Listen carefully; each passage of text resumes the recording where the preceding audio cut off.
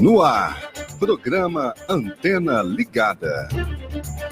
Música, notícia, cultura e sindicalismo.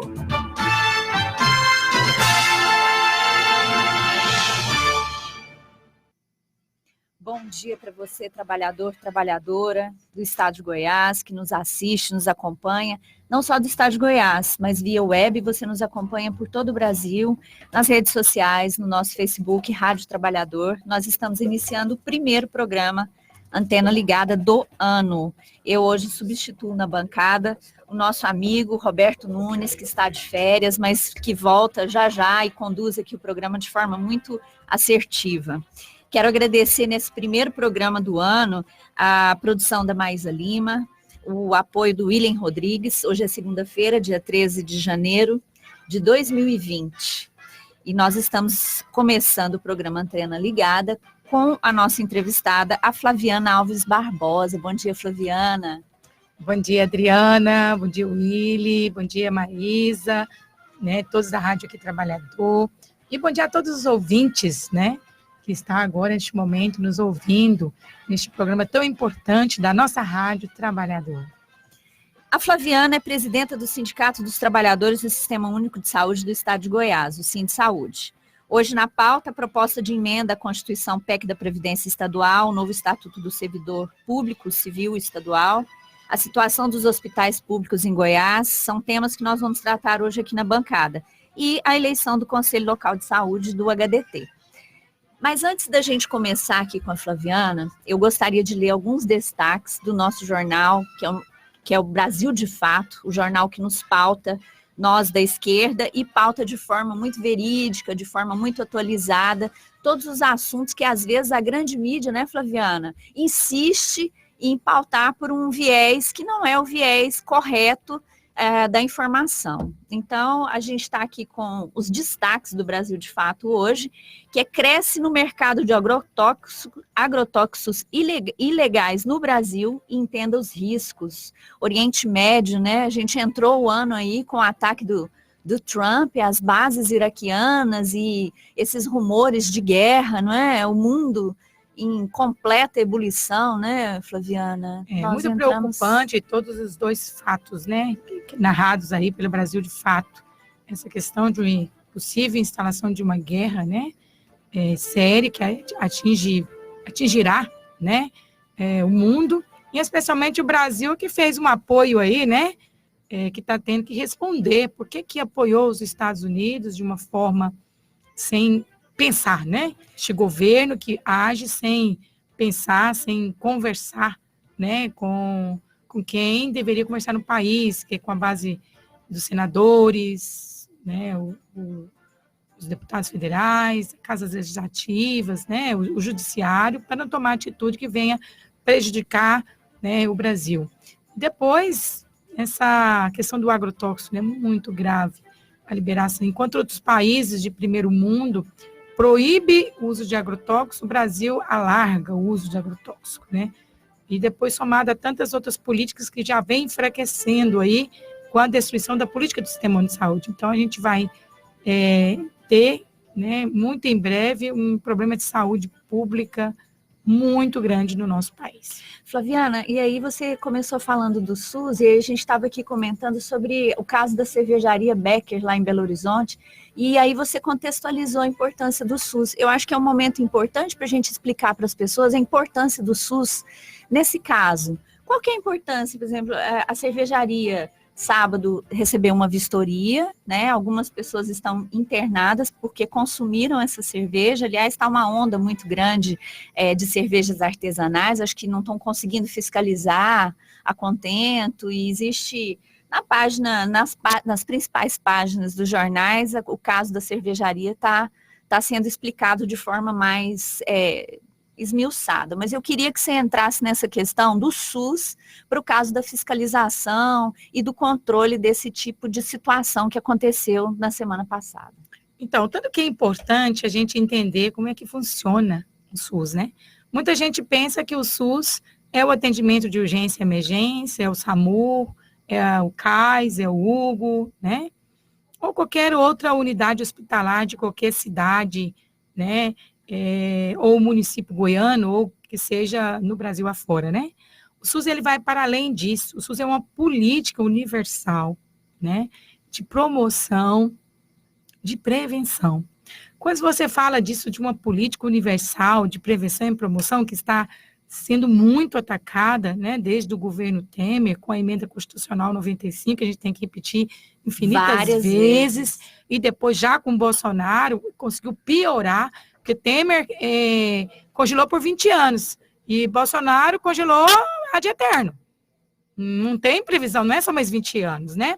E aí, sinal, o que acontece? Que toda a parte do SUS que vem da promoção e prevenção, ele não vai ter um desenvolvimento. Então, vamos dizer aqui, explicar melhor esse caso da cervejaria. Primeiro, quem tomou essa cerveja? Né? Era um bairro nobre, lá de classe média, de Belo Horizonte, com certeza essas pessoas têm plano de saúde, pensar, nem precisei do SUS, né? Mas, na verdade, não. Para que isso possa evitar agravos à doença dessas pessoas e de outras mais que vieram a beber, ou que já bebeu essa cerveja, foi preciso que a vigilância epidemiológica entrasse, né? Para fazer a fiscalização, para fazer o estudo, para descobrir. Qual substância? Aliás, 10 pessoas foram internadas e uma morreu, né? Isso. Uma chegou Às vezes não é nenhuma substância. Qual o metabólico que gerou na produção? Porque as cervejas artesanais é processo de fermentação. Toda cerveja é processo de fermentação.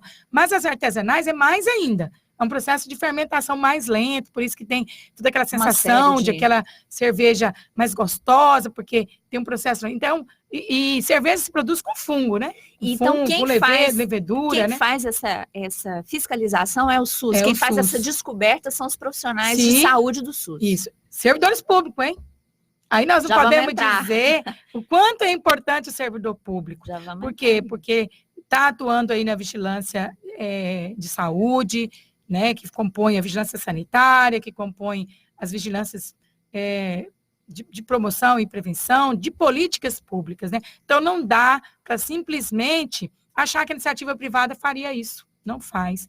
E aí entra também a universidade, que também são servidor público, são os pesquisadores, são os professores. Então, olha, não tem como uma política pública de suma importância como o Sistema Único de Saúde, que defende, que cuida, que promove a vida, a saúde de todos nós, independente de classe social, e que desenvolve o país. Porque isso é desenvolvimento do país. Se você descobrir por que aquele produto não está bom, exigir daquela empresa maior qualidade, exigir uma certificação, um alvará, né? É trazer saúde. Então, e é tudo isso feito por servidor público. Então, não dá para detonar servidor público. Não dá mais, como né? fez governador Ronaldo Caiado, como faz Bolsonaro, como faz certos deputados estaduais, deputados federais, senadores, prefeitos e vereadores, que se acha que a gente é um bando de desocupado. Não. A gente faz política pública. Já nós vamos falar sobre essa condução na questão da comunicação, de como tem sido feita por parte desse governo. Vamos fazer uma análise de 2019. Nesse momento, eu vou pedir para o William rodar para a gente iniciar o Antena Ligada com uma reflexão importante, que eu acredito que vai pautar e vai ajudar os nossos trabalhadores que acompanham o programa no sentido de divulgar, porque esse programa, Flaviana, ele é feito com a participação do trabalhador. Você não é só funcionário público da saúde ou da educação ou da segurança pública, mas do trabalhador, porque existe uma prerrogativa do governo federal, por parte do governo federal, que é uma coisa que vem da comunicação errônea, porque coloca o servidor público, de repente, como inimigo da população, sendo que o funcionário público é aquele que presta serviço, é aquele que fiscaliza o serviço que está sendo prestado, e principalmente, né, Flaviana, no dia a dia, quem depende do SUS, quem tem os filhos na escola pública. Uma coisa é o governo federal, do ponto de vista de comunicação, dizer, olha, existem funcionários públicos que estão recebendo acima do teto. Em casos específicos no jurídico, que a gente sabe que existe, tratá-los com essa especificidade. Agora, dizer que um professor que está numa área de risco, não é, que ganha um salário mínimo, dizer que essa pessoa é um marajá, um auxiliar de enfermagem, Flaviana, que às vezes está trabalhando numa condição, não é? De horas e horas e horas e horas de plantão. E como é que vai ser tudo isso? Então, se tiver no ponto, William, põe para os nossos ouvintes e telespectadores do Antena Ligada uma reflexão da autora, né, escritora, saudosíssima, que o ano passado passou lá para o céu e deixou muita saudade nos comunicadores, que é a Fernanda Young, sobre a desigualdade, que aí nós vamos entrar no assunto da pauta de hoje do Sim Saúde. Nas grandes cidades, como não naturalizar a desigualdade largada aos nossos pés? Eu acho que a população vulnerável, a população de rua, ela não precisa de caridade exatamente. Não é nem você parar tudo que você está fazendo e levar comida, cobertor, embora isso ajude. A população de rua precisa de justiça social. E você só consegue isso votando em pessoas cujas plataformas falem em justiça social. A gente passa por redistribuir renda. E redistribuir renda não é você pegar de quem tem pouco e dar para quem não tem nada. É você pegar de quem tem muito e aí distribuir essa renda. A gente vive num país que grandes fortunas foram construídas com exploração, sonegação, evasão, corrupção. É desse dinheiro que a gente está falando. É a partir daí que a gente tem que falar de uma nova sociedade. Enquanto a classe média olhar para a classe operária e não se identificar com ela, mas se identificar com a elite, a gente não vai muito longe. A classe média é classe operária, é classe trabalhadora. Os anseios, as dores, os dramas são da classe trabalhadora, não da elite. Obrigada. Eu quero mandar um abraço grande para o Mauro Ruben, que foi quem me mandou esse vídeo ontem, e eu achei por bem colocá-lo no ar hoje. Obrigada, William. E para a gente começar a nossa narrativa, a nossa pauta, discutindo sobre a desigualdade, não é? Existem pesquisas que dizem que o governador do estado de Goiás, o senhor Ronaldo Caiado, está muito bem na classificação popular. Eu quero dizer para você, trabalhador, trabalhadora, que às vezes não está se identificando como trabalhador e sim como elite, que a revista Forbes esse ano já publicou as 20 maiores fortunas do mundo. Dá uma olhadinha lá e vê se você se enquadra como trabalhador ou como elite. Eu vou dizer, você é trabalhador. E olha, quem passa aqui na Avenida Independência, às 6 horas da manhã, vê a quantidade de pessoas que não conseguem mais pagar um aluguel, que não tem mais trabalho. Não é muito difícil você entrar nos canais de comunicação. Eu estou dizendo canais de comunicação que prezam pela verdade, pela isonomia, qualidade da informação, e ver que já nós estamos passando a estatística de 15 bilhões de desempregados no país. Então não é possível mais mascarar e não é possível mais que o trabalhador se veja como elite.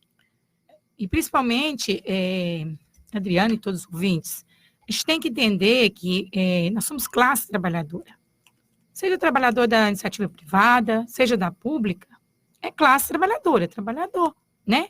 E aí, quando você vê o governo de estado jogando uma propaganda, detonando o servidor público, querendo colocar a outra classe trabalhadora, né? A outra parte da classe trabalhadora, da iniciativa privada, ou até o desempregado, né? Contra o servidor público, né? Que é também. Então, o que é? Essa é a ótica do capital, essa é a ótica da elite. Pô, a gente para brigar entre nós. Sabe aquela coisa horrível da briga de galo, que até é proibido no país? Você colocar um galo brigando com o outro, arrancando o sangue do outro, para ver quem bate mais. É assim que o governo Caiado quer e o Bolsonaro. Ver a classe trabalhadora arrancando sangue um do outro. E esquecendo a elite, esquecendo quem causa desigualdade nesse país, né? Então, muito importante a fala da comunicadora que você colocou, que o que nós precisamos é de taxar as grandes fortunas. Não queremos pegar de quem tem pouco, não. Não é da classe média para dar para a classe pobre, não.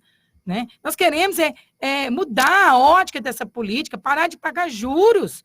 Nós gastamos mais de 51%. Acredito que com os juros da dívida, e aí não taxa as grandes fortunas, as pessoas, e aí a classe trabalhadora paga seu imposto, não pode mais aposentar, como vê as reformas aí que a gente vai falar, né? Uhum. Não pode mais aposentar, ela tem que trabalhar até morrer, né?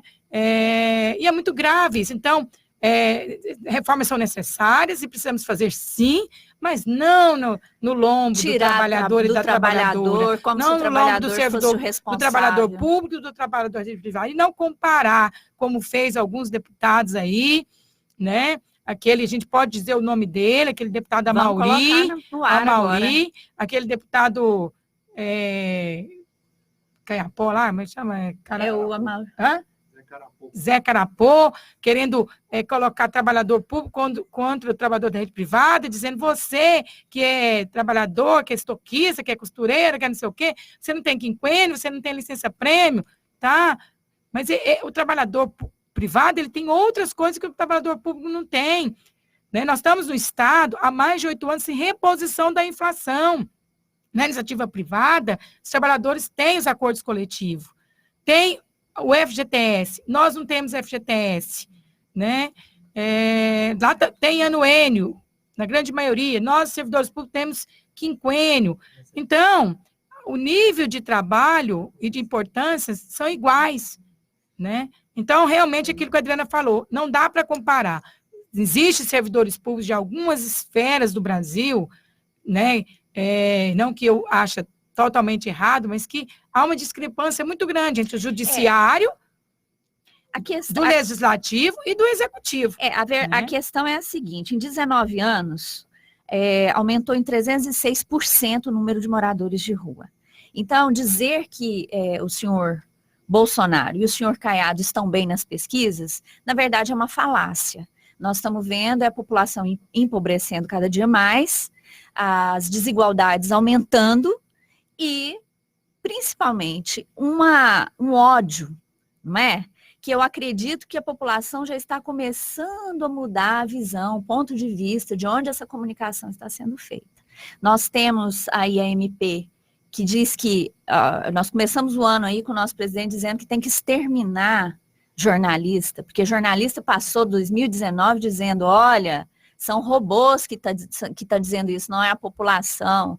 Então, assim, extermínio, o último grande líder que falou extermínio, se não me engano, foi Adolf Hitler. Não tem, Flaviana, jeito de uma pessoa se dizer cristã e apoiar, por exemplo, a questão da ditadura militar, fazer homenagem para quem torturou, lembrando que Jesus Cristo, antes de morrer, o que ele sofreu, Flaviana? Tortura. Então, quem apoia tortura não pode se dizer cristão. Essa é a primeira questão. Mas, Flaviana, vamos entrar no ponto da nossa pauta, que é o seguinte. Os goianos, os servidores públicos goianos, que têm sido assim, atacados de forma muito frontal e de forma muito desrespeitosa por parte do governo do estado de Goiás, ganharam um presente de Natal dos mais indigestos. No último dia 21 de dezembro de 2019, começou a ser votado na Assembleia Legislativa por o projeto número 6.418/19, que diz respeito à proposta de emenda constitucional à PEC, e da Previdência Estadual, né? Eles fazem uma alteração na emenda, é uma emenda constitucional que altera os artigos 11, 93, 95, 97 e 101 da Constituição Estadual. No último dia 30 de dezembro, o Diário Oficial do Estado de Goiás publicou essa emenda que aconteceu lá na Assembleia Legislativa e foi aprovada por 26 votos, apenas contra 11 que votaram não. Eu queria que você comentasse para o servidor público o que acontece agora com a Previdência do Estado para os servidores. Então, olha, com essa reforma da Previdência, a gente agora perde alguns direitos conquistados ao longo dos anos, né? Como nivela a reforma da Previdência do Estado, nivela com a reforma da Previdência Nacional. Inclusive, muitos dos artigos, né, que estão aí na nossa PEC, já é lips da PEC nacional. Federal. PEC Mas federal. ela é mais cruel do que a PEC Sim, federal? ela é mais cruel porque ela veio retirando direitos, como exemplo, o quinquênio, né? E que é nada mais algo que o servidor público tem para recompor no decorrer dos anos a sua perda. Você está Porque falando como eu disse aí para você, que a gente está com 9 anos sem database. Então, o que nos salvou, né, nesse período de 9 anos sem database, foi esse quinquênio, que você forma ele a cada 5 anos, que é 5%. Porque se você colocar que a cada 5 anos, 5, né, foi 9 anos sem 10, e olhar a inflação deste período, foi 50%. Ainda assim, existem perdas, né? Perdas muito grandes. Mas o quinquênio, vamos explicar para o nosso telespectador. O quinquênio nada mais é do que um aporte que você tem a cada 5 anos de serviços prestados ao Estado. E esses dias eu vendo vídeos que circulam pelo WhatsApp, vi um em que os publicitários que trabalham para o governo do Estado de Goiás comparam o servidor público com o desempregado. E eu queria apenas ressaltar que essa diferença deveria ter sido analisada sob o ponto de vista de quem está empregado e, sobretudo, nas empresas privadas, porque o da empresa privada ele tem um anuênio, ele recebe essa diferença anual. E o servidor público de 5 em 5 anos? Olha, tanto que a gente tem que ser claro, para a população entender que não é uma vantagem, não é um benefício, como que a gente diz que é uma coisa, privilégio, né? Muito Exato. bem, Willy, privilégio.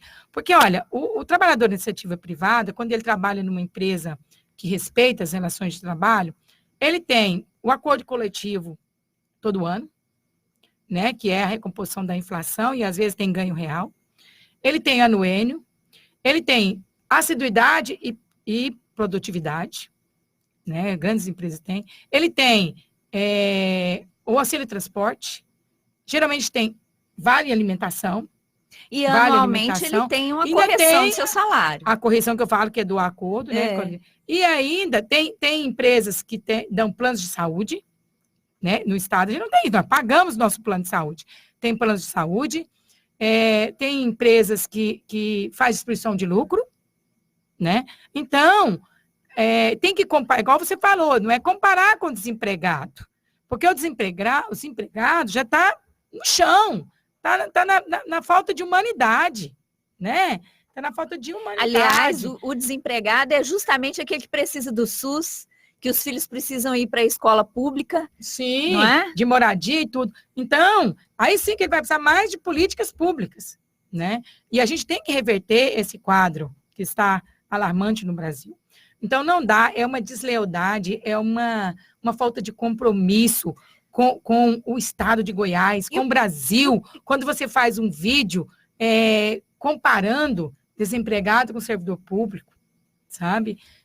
Não respeitar as políticas públicas, não respeitar fazer realmente o que é dever de um governo, né? De um governo, quer seja ele federal, municipal, estadual, que é garantir a Constituição, garantir políticas públicas e garantir que aqueles que fazem as políticas públicas acontecer, né? Então, assim, a gente deixa aqui o nosso repúdio, o nosso protesto contra toda essa campanha contra o servidor público. Porque nada mais que está por trás disso é destruir as políticas públicas. Não é destruir servidor público, não. Exatamente. É colocar na tua cabeça de servidor, que tem que privatizar. de trabalhador, que para que Estado? Para que política pública? Você não precisa, não. Você não precisa de política pública, não. Nós temos que entrar na ótica do capital, cada um trabalhar, cada um é Deus para si, cada um para si, Deus para todos. Mas o que muda agora com a PEC da Previdência Então, Estadual? Isso que eu estou dizendo. Uma das coisas foi retirada do quinquênio. A licença-prêmio. Né? A licença-prêmio, que na verdade já está no Estatuto, né? Uhum. Ela é um direito da Constituição, mas basicamente foi alterado, foi lá no Estatuto, né? Sim. Que a gente tem uma licença-prêmio a cada 5 anos, que é 3 meses, e que eu quero ressaltar aqui, Adriana. A grande maioria nem tira. Vai tirar essas licenças lá perto de aposentar. Por que não tira? Porque não tem equipe suficiente. Porque não contrata. Porque geralmente o salário é pouco e os nossos salários são compostos por verbas fixas e verbas variáveis, que é o caso da saúde, a famosa produtividade, que é importante para recompor nosso trabalho. 9 anos sem database, né? Temos aí a produtividade. Então, se você tira a licença-prêmio, você perde produtividade. Se você adoece, você perde produtividade. Então, a licença-prêmio, você tem um direito e a grande maioria nem tira. Vai tirar quando está perto de aposentar, sabe? E olhe lá, porque nós tivemos que negociar com as organizações sociais, a exemplo do Materno, que não queria liberar ninguém, nem próximo de aposentar, para tirar a licença-prêmio. Pô, peraí. Então, o Estado vai ter que pagar isso em pecúlio? Porque se não tirar, é outra coisa que saiu, viu, da PEC.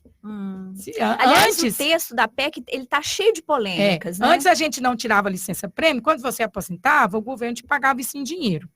Só que isso saiu lá da PEC. Né, também, o direito de receber ele através de pecúlio. Agora, lembra que a grande maioria não tira, porque não tem equipe suficiente. Isso é no município de Goiânia, é no município de Senador Canedo, é em Aparecida, é no estado, não tem trabalhadores suficientes nas unidades de saúde. Tá? Então, é muito grave isso. E depois, é não respeitar a idade, né? A idade professor, como é que o professor ficar na sala de aula até 60 anos, o trabalhador da saúde, que não tem condições de trabalho, que lida com doença, trabalhar até os 62, sabe, para ter paridade, integralidade, né? E tudo sobre o discurso de uma ótica de ódio, né? Como se o servidor público, o trabalhador, agora passou a ser o alvo das políticas de comunicação do senhor Ronaldo Caiado e do senhor Bolsonaro. Na verdade, o Bolsonaro, assim, né, é um caso à parte que a gente fala em outros programas, ou o Roberto conduz aqui de forma muito assertiva sempre essas questões. Agora, eu te pergunto o seguinte, houve um aumento da contribuição ordinária, porque se falava nisso, era os 14,25, houve um aumento? Olha, o que foi acordado? Graças à luta e à pressão que nós fizemos lá, a gente conseguiu deter, né? Graças aos deputados de oposição e também os deputados que a gente tem aqui que referenciar, em parte, os deputados que são da base, mas que ficaram do lado dos trabalhadores. Sim. Né? E que depois sofreram, inclusive, represálias. Perderam seus cargos, mas são pessoas honestas, né? São homens. E a pergunta que fica é o seguinte: se esses que eram da base e tiveram comissionados cortados, o que foi que o governador ofereceu para os deputados que votaram a favor desses cortes absurdos que estão na PEC estadual? Com certeza tirou cargos desses e jogou para os outros, né? No mínimo, né? No mínimo, passou os cargos, né? São perguntas. E aí, então, a gente não pode deixar de ver o papel que foi importante dos deputados de oposições de governo, a esses deputados da base, em torno de 5, né? Que apoiou muito, e a gente conseguiu que não tivesse a alíquota progressista, né, que progredia até 22%, e nós não tirou também a possibilidade da extraordinária, né, que é aquela que quando o fundo entrar em desequilíbrio, a gente iria pagar, seja ativo ou inativo. Agora, desequilíbrio existe. O governo gastou o dinheiro todo da Previdência, o governo Marconi. Aliás, 20 anos de previdência, não nasceu para ser superavitário. Todo o dinheiro, mas assim, Adriana, todo o dinheiro que a gente arrecadou, que a gente fala arrecadou mesmo, que tirou dos nossos salários, o governo do estado, nos seus 20 anos, usou esse dinheiro, pegou, em 2002, comprou ações da Saneago. Tá lá, tem uma lei, não estou com ela na cabeça aqui, mas eu disse aqui nesse programa, né? E em outra rádio que eu fui. Pegou o nosso dinheiro, aplicou nas ações da Saneago. Depois, agora já vendeu, né? Exato. Assim, 50% das Vendeu ações da que não é Saneago, dele, né? que não é dele. Agora, usou para o Goiás à frente, usou para não sei o quê, quer dizer, assumindo por conta própria que o governo assumiria esse pagamento dos aposentados, sabe? E agora a culpa é nossa, nós é que vamos pagar essa. Então, a gente conseguiu deter, né? A gente fala, a alíquota extraordinária, que seria 8%, né? Tá, conseguiram barrar o barrou aumento. isso, e o aumento progressista. Mas lembrando que a gente ainda paga a maior previdência do país, 14,25%. Ainda continua 11% dos municípios, no governo federal, que agora que vai ter uma progressão para 14%, né? De acordo com as escalas, e nós somos fixos. Independe, né? Flaviana, eu te dizia que o texto da PEC estadual, para o trabalhador aqui, os funcionários públicos de saúde, ele contém diversas polêmicas e é bom que cada um procure nos seus canais de comunicação, dentro dos canais do sindicato, dentro das páginas respeitáveis de comunicação, essas polêmicas para ter um entendimento correto. Mas eu te pergunto, a PEC da Previdência Estadual, ela sofreu 3 liminares, e ela está suspensa. Ela ainda não foi assinada pelo governador, porque ela é votada por várias vezes dentro da Assembleia Legislativa. Nós acompanhamos isso lá muito de perto. Se você entrar no canal aí do YouTube, você vai ver que a pressão não foi apenas dos deputados estaduais que votaram contra, mas também dos trabalhadores que estiveram lá maciçamente. Nós que acompanhamos, vimos dias em que o povo não pôde entrar na Casa de Leis, porque a Assembleia Legislativa é a Casa de Leis do povo. E teve dia que nós não pudemos entrar, nem mesmo a imprensa. Então, foi assim, um absurdo o presente de Natal que todos nós que acompanhamos e também as pessoas que estão sofrendo aí com essa PEC estão passando por isso. E eu te pergunto o seguinte, ela ainda está suspensa por liminar numa ação na justiça, ok?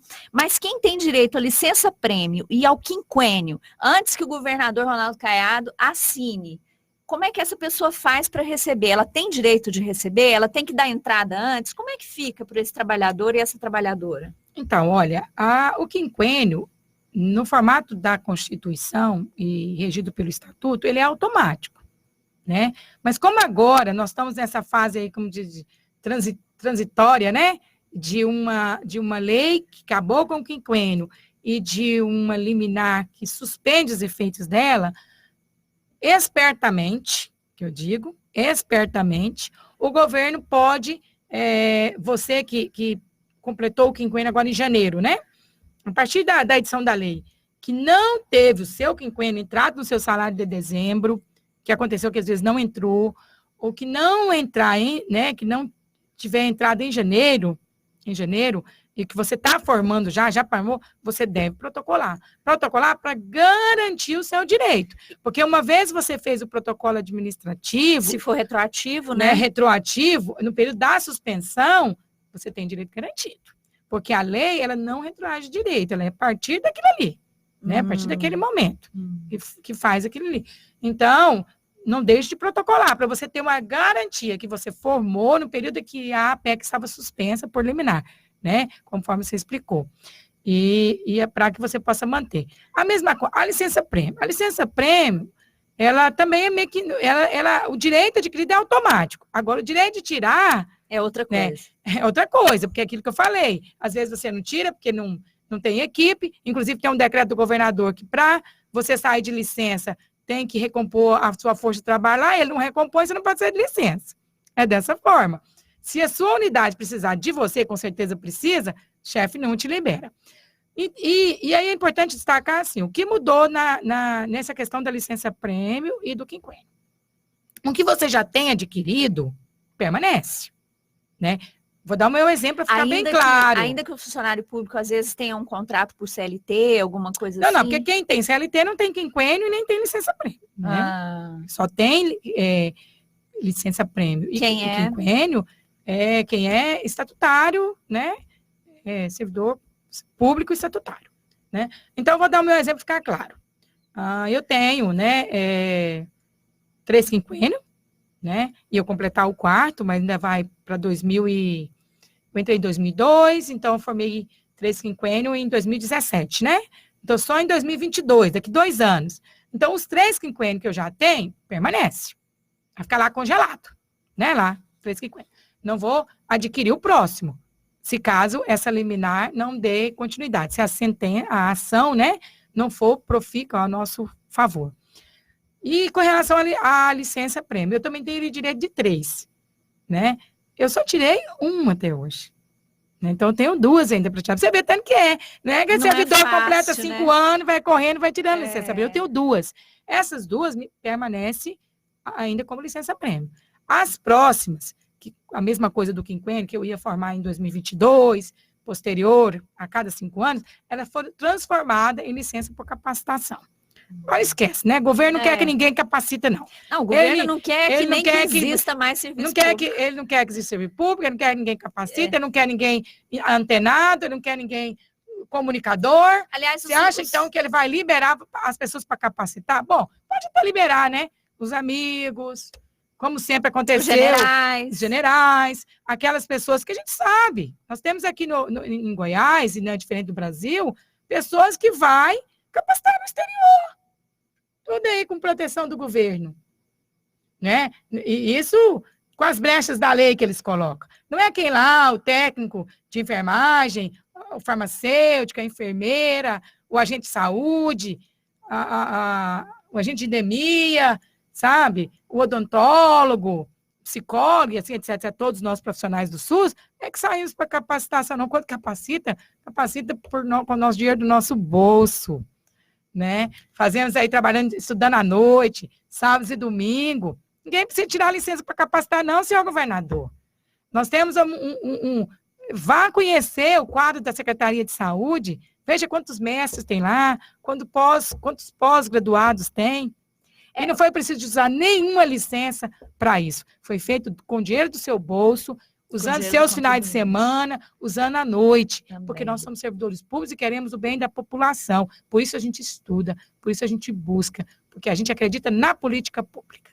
É mais importante do que, às vezes, nós estarmos aqui discutindo os futuros porque, na verdade, toda a questão da reforma da PEC estadual, né, que retira direitos dos servidores públicos, Flaviana, mora, na verdade, para a população, na questão da garantia do serviço público de qualidade, na saúde, na educação e na segurança pública. E a gente tem visto e repetido ao longo do ano passado, e vamos continuar falando da PEC 95, que é a emenda, que é o seguinte, é o maior absurdo dentro da saúde, você congelar gastos na saúde por 20 anos. Ou mais, né? Agora ou mais. Já, aí nós tivemos um outro tapa profundo, porque eu queria saber, sinceramente, aqui nos estúdios, o William e a Flaviana comigo, qual é do trabalhador e da população que vota, estampa aí, William, por favor, os 26 senhores que deram de presente para o Natal e para a população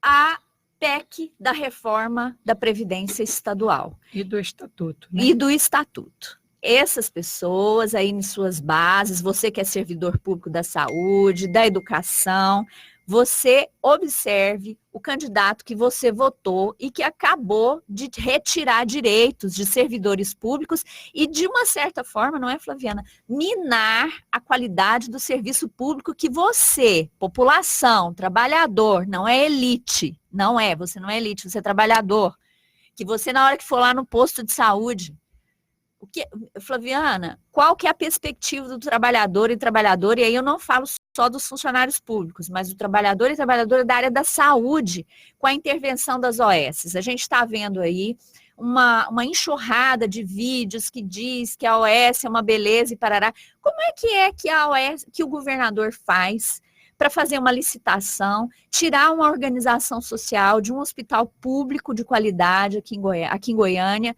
que cobrava 15 mil para administrar e agora está cobrando 5 mil. Como é que se dá essa economia? Quem paga essa conta? Tá, só corrigindo você, Adriana, um pouquinho, que na verdade é os valores, né?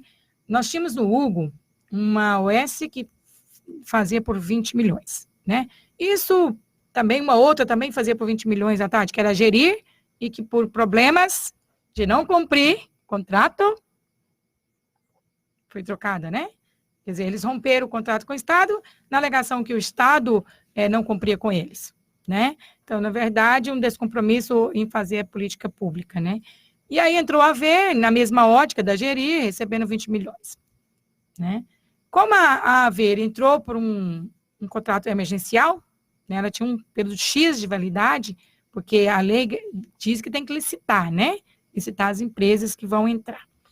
E aí, ao participar da licitação, a Haver não ganhou uma nova empresa, INTS, porque o governador, né, através da Secretaria de Saúde, fez um estudo que a gente acredita que foi correto, né, porque nem tudo é, porque 20 milhões é muito para administrar o Hugo, Sim. E trouxe para 14 milhões e 800.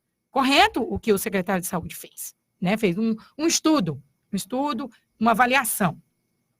Só que, espertamente, esta empresa, INTS, ela quer levar vantagem, né? E aí, o que acontece? Quando nós tínhamos o contrato de 20 milhões da Gerir e da Haver, nós tínhamos os servidores públicos, na grande maioria, lá, né?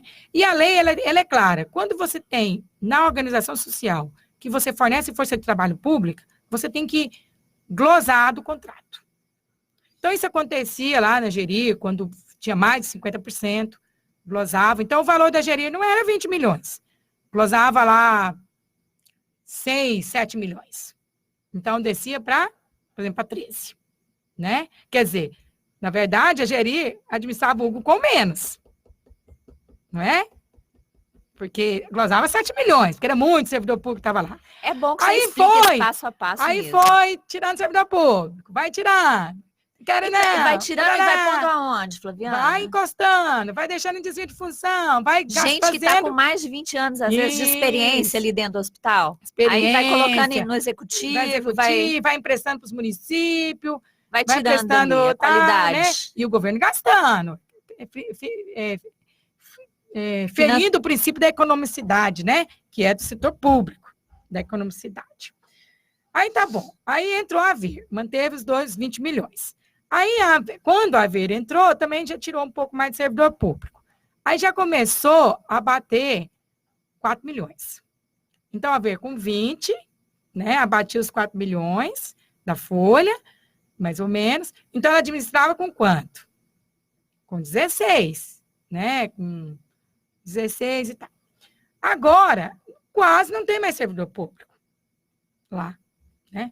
Então, não vai ter abatimento quase na folha, porque ficou pouquíssimos, que agora saiu uma leva grande, né? Quase 300 servidores públicos. Sim, do já Hugo, no final do ano, né? Deixando aí toda a vulnerabilidade que ali precisa daquele hospital, porque eram pessoas, né, de boa formação, de muito ano de experiência.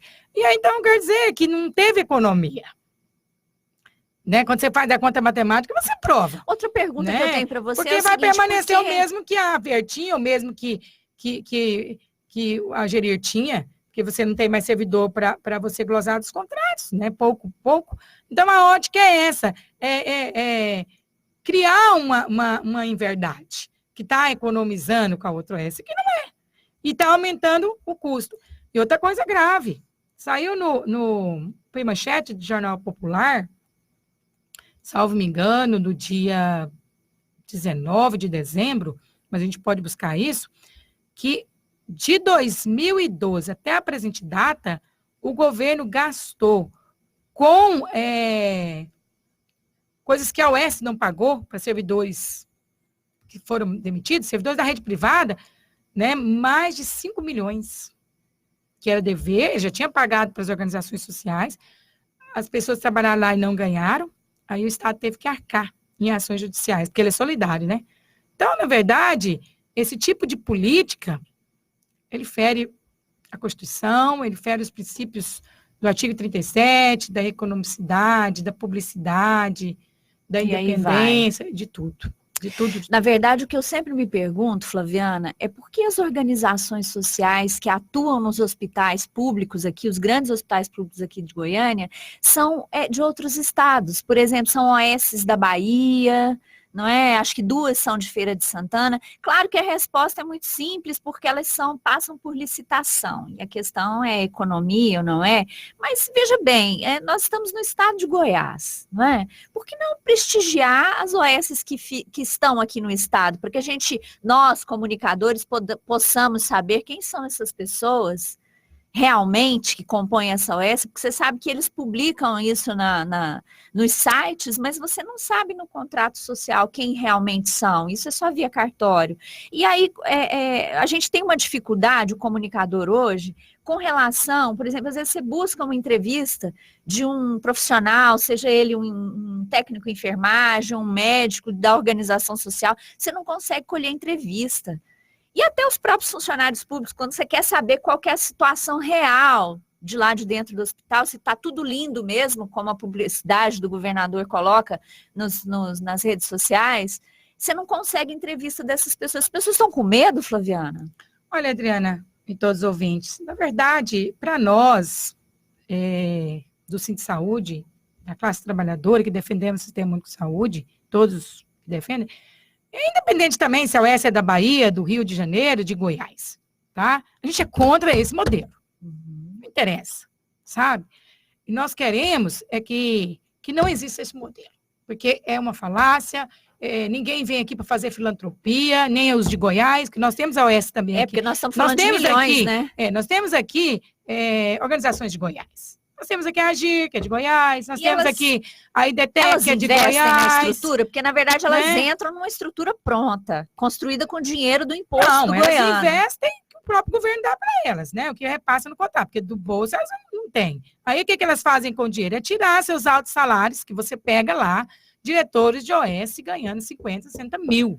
5 diretores ocupando uma folha de 100, 150 mil, que daria para pagar quantos trabalhadores? Aí está falando mal de um funcionário público que recebe um salário, às vezes um auxiliar, uma pessoa que está lá... que tem um QQN e que tem de 5%, licença prêmio, de 5 em 5 anos. Então, é indiferente para nós de onde vem essa OS. O que a gente precisa é de ter Ministério Público do Trabalho, Ministério Público Estadual atuante.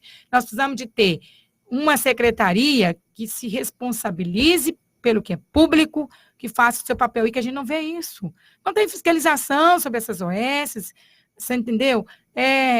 Quando você descobre, o trem já está grande, o furo já está grande, qual foi com a Gerir, no Hugo, qual foi com a Gerir no Hospital de Trindade, qual foi com a ProSaúde em Santa Helena, e assim por diante. Nós temos aí vistorias de vigilância sanitária, acabou de interditar o materno infantil, sabe? E a imprensa não interditar divulga, o quê? né? Não divulgou, interditou o setor de alimentação, porque a empresa, a UES, contratou uma empresa sem alvará sanitário, que estava fazendo o alimento do doente e do acompanhante lá. Foi preciso interditar, foi preciso contratar uma empresa em regime de urgência. Cadê o papel do Estado de fiscalizar, de exigir da IBGH que contratasse uma empresa que tivesse dentro das normas sanitárias, que já está lá no materno há quase 8 anos, que não se organiza, é tão bom, tão livre, e não consegue reformar uma UTI, não consegue organizar. Essa é a diferença do que hoje a gente está chamando de infoproletário, que é esse trabalhador que trabalha para a OS, que às vezes tem medo de denunciar e de dizer, olha, isso aqui está acontecendo errado. E aí a diferença entre ele e o servidor público, que é aquele que é o fiscalizador desse serviço, que é aquele que denuncia, olha, a empresa que está fazendo o alimento aqui está... Adriana, eu vou te contar um fato, e todos. Um dia eu peguei um Uber, indo para um determinado local de Goiânia, e aí conversando com esse Uber, e você trabalha há muito tempo no Uber? Eu falei para ele, não, tem pouco tempo que eu estou no Uber, mas eu trabalhava no Hospital HGG. Você era do Hospital HGG? Era. Trabalhava para a UES. Mas por que você saiu? Eu falei, olha, eu não saí porque eu não entro em esquema. Ele não deu detalhes, eu não estou aqui culpando ninguém. Estou dizendo que o trabalhador, ele é vulnerável. Claro, da empresa privada, porque se ele fala alguma coisa, ele perde o emprego. Ele perde o emprego. Então, Ele não tem estabilidade, ele não tem nada que não garanta tem nada que que ele garante. possa Então, o servidor fiscalizar. público tendo estabilidade, ele é um agente Difícil. público. E se ele não fazer o seu papel, ele vai perder seu emprego. Ele vai ser condenado por aquilo. Então, caro cidadão, cidadã, Trabalhador e trabalhadora. trabalhador e trabalhadora que compõem essa classe. O servidor público é importante nas políticas públicas, porque ele é o guardião dessa política pública, é o seu guardião. Outro guardião importante, a gente já está chegando no final do programa, mas eu gostaria muito que você falasse para o trabalhador e trabalhadora, para a pessoa que precisa do SUS, precisa da escola pública, que você comentasse, Flaviana, sobre o Conselho Local de Saúde. O que significa o cidadão que lá no seu bairro participar do conselho? A gente vai ter eleição hoje lá do Hospital de Doenças Tropicais, do conselho de lá, e eu queria que você falasse um pouquinho das competências do conselho e a importância da população também atuar, né, de forma presente lá no seu bairro, na sua cidade, nesses conselhos. Então, olha, Adriana, uma coisa belíssima do Sistema Único de Saúde é o controle social, que é regido por lei. Nós temos o SUS, que é a Lei 880, né, de 1990. E nós temos o controle social, que foi conquistado depois, porque Fernando Collor de Mello vetou o controle social na Constituição, e a gente, com a luta, a organização conseguiu a 8142, né, de 92, que rege todo o controle social, que é o Conselho Nacional de Saúde, o Conselho Estadual de Saúde, o Conselho Municipal de Saúde e os conselhos locais, cada unidade de saúde pode ter. E ele funciona do mesmo jeito, o Conselho Nacional, do Conselho Estadual e do Municipal. Com as mesmas competências, é deliberativo, é fiscalizador, né? Do mesmo jeito. O que difere é o tamanho, né? Sim, o Conselho Nacional é maior, o Conselho Estadual é um tanto, o Conselho Municipal é outro. E, lógico, o Conselho Local é um pouquinho menor. Mas lá tem a participação da comunidade, que é 50%, do trabalhador, que é 25%, do trabalhador que trabalha dentro daquele local, tá? Não é do trabalhador em volta do hospital. Representando do trabalhador que trabalha no local, né? Dos usuários, que aí é todos os trabalhadores, porque todos nós somos trabalhadores, né? Sim. Todos nós somos usuários, todos nós somos trabalhadores. Fazemos parte de usuários, 50%, e dos gestores, que é 25%. Que nesse caso do HDT, o gestor lá é o prestador, né? Que é o S. Então, esse conselho local tem esse papel de acompanhar o dia a dia do hospital, de saber se tem lá o medicamento, se o médico está lá cumprindo, se tem enfermeiro, se tem técnico de enfermagem, se tem lençóis, se a comida está boa, né? Se tem a política acontecendo, se o dinheiro está sendo gasto correto, se tem condições de trabalho, né? Se está tendo condições de assistência. Então, é de suma importância. E eu quero aqui parabenizar o Conselho Municipal de Saúde de Goiânia, né? Na pessoa da mesa diretora, né? Da Celidalva, da professora Soninha, da Nara, e também da Sônia, que é da gestão do município de Goiânia, que tem feito esse belo trabalho, lógico, junto com todos os conselheiros, né? De fortalecer o controle social lá por local de trabalho, né? O Edivaldo é um dos coordenadores disso, o ex-presidente do conselho, quero parabenizar também o Edivaldo, né, que coordena esse trabalho aí, grande lutador Edivaldo, servidor público dos federais, né? E hoje à do sindicato, parceiro nosso, do Sindicep, né? Isso. Sindicep. Então, hoje é dia de eleição lá, né? Então, vai ter eleição hoje, que é 13, 14, 15 e 16. Serão 4 dias de eleição. Por quê? Porque a gente precisa de fazer todos os plantões. Plantão A, plantão B, plantão C. Para pegar todos os trabalhadores que têm direito a voto. Porque nós trabalhamos escala noturna e diurna, e cada dia passa um ciclo de trabalhadores, né? E depois dos usuários, para facilitar que os usuários possam também ir lá, né? Porque você põe só um dia, às vezes não dá para os usuários. Então, você é usuário, morador aí da redondeza do HDT, né? Você que é paciente do HDT, que é usuário, você que mora em comunidade, você pode ir lá votar, né? Mas, olha, presta atenção em quem você vai votar, hein? Não faz... Não vai votar aí em quem está defendendo a política para outro lado, não. Conversa antes, reflete, né, vê aí em quem você vai votar, porque é a sua vida. Tem que ser conselheiro que realmente cumpra o papel de conselheiro, e não de puxador de saco. Conselheiro nenhum, nem na esfera nacional, nem na estadual, nem no municipal, foi feito para puxar saco. Tá? E aí, quero fazer uma costura aqui, muito bem lembrada pelo Willy. Por que servidor público é importante no serviço público para as políticas públicas? Se não tiver servidor público, vai ser cabide de emprego, vai ser comissionado, vai ser um contrato do parente meu, do amigo meu, do primo meu. Então, aí não tem independência. Então, a mesma coisa, é importante ter eleição. E aí, quero aqui dizer, essa eleição lá do HDT, eles queriam por tudo que não acontecesse. Já existiu uma pressão. Uma pressão para não acontecer e tal, mas vai acontecer. Já está provavelmente acontecendo, que hoje é 13, não estou bem com o calendário, não sei se já começou agora de manhã. Mas nos próximos 4 dias, mas nos próximos 4 dias, procure, você, trabalhador e trabalhadora do HDT, que está nos ouvindo, né? Não deixe de participar, não deixe de votar. São colegas, trabalhadoras e trabalhadores que se candidataram, né? Olhe bem qual o usuário, você que trabalha lá, você sabe qual que é o usuário que está ali realmente querendo defender política pública, né? E você da comunidade também, que acompanha o HDT, não deixe de ir lá. E nós queremos fazer isso, lembrando que o Sind Saúde, o que o Sind Saúde tem a ver com isso? O Sind Saúde que intromete em tudo. 30 anos de história, né? Só isso. O Sind Saúde é controle social. Claro. Nós fazemos parte do Conselho Estadual, na pessoa da nossa diretora Luzinéia, que é da mesa, diretora, inclusive. Fazemos parte do Conselho Municipal, com o nosso diretor Anderson, né, e temos os outros sindicatos, da diretora Fátima, que faz parte pelo Sintasb, que é o Sindicato dos Técnicos e Auxiliares de Saúde Bucal, né, e assim, dos outros sindicatos todos. Então, os sindicatos todos fazem parte dos conselhos, né? Então, não é que o Sind Saúde se mete, não, ele é controle social. Claro. Por isso está aqui dizendo da importância da gente atuar nos conselhos, porque é importante. E lembre-se, Bolsonaro quer acabar com esse tipo de conselho, hein? Não, mas nós estamos aqui para lutar, nós trabalhadores. Porque não quer ninguém interferindo nas políticas públicas, não. Então, ocupemos o nosso espaço, antes que eles acabem com mais esse direito nosso. Flaviana, eu aproveito o seu chamamento para as eleições hoje do Conselho, lá no HDT. Abro aqui o programa para você deixar a sua mensagem de 2020, afinal, esse é o primeiro programa Antena Ligada aqui da Rádio Trabalhador.